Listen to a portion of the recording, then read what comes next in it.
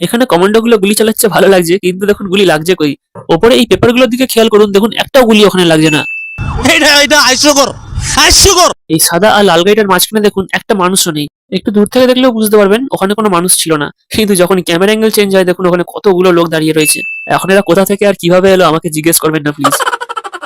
আমরা সামনে থেকে দেখতে পাচ্ছি দিদিমণি মুখে হাত দিয়ে সামনের দিকে একটু ঝুঁকে বসেছে, কিন্তু সেই সিনটাই অন্য অ্যাঙ্গেল থেকে দেখুন দিদিমণি বেশ দিব্যি সোজা হয়ে দাঁড়িয়ে রয়েছে।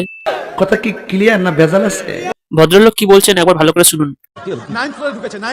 লোকটা পরিষ্কার ইংরেজিতে বলল 9th ফ্লোর, কিন্তু বাংলায় দেখুন বলছে 9তলা। কিন্তু না, 9তলা তো হবে না, হবে 10তলা, কারণ আমরা আমেরিকা বা চীনে তো থাকি না যে 9th ফ্লোর মানে 9তলা হবে।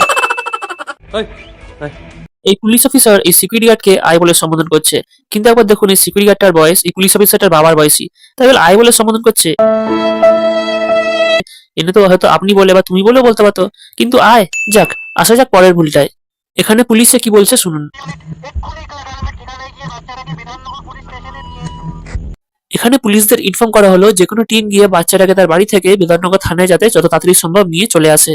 তো এই নিউজটা ইরা দিদিমণি শুনে নেয়, তিনি নিজের বাড়িতে আসেন, এসে টাকাপত্র নিয়ে একজনের সঙ্গে দেখা করতে যান, তার কাছ থেকে বন্দুক কেনেন, ঠিক আছে। তখনও পুলিশদের মধ্যে কেউ বাচ্চাটাকে নিয়ে আসতে পারেনি। এই নিউজটার মাঝখানে অন্তত 1 ঘন্টা তো সময় লেগেছে বাড়িতে গিয়ে টাকা পয়সা নিয়ে তারপরে বন্দুক কেনাতে, অন্তত ধরি 1 ঘন্টা লেগেছে, তার মধ্যেও কেউ বাচ্চাটাকে নিয়ে আসতে পারলো না। আর ইরা দিদিমণি গিয়ে বাচ্চাটাকে তুলে নিল।